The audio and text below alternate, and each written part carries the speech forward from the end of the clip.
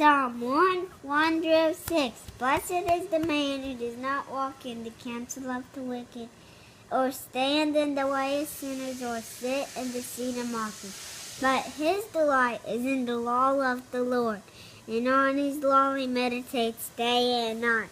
He is like a tree planted by streams of water, which yields its fruit in season, and his leaf does not wither. Whatever he does prospers.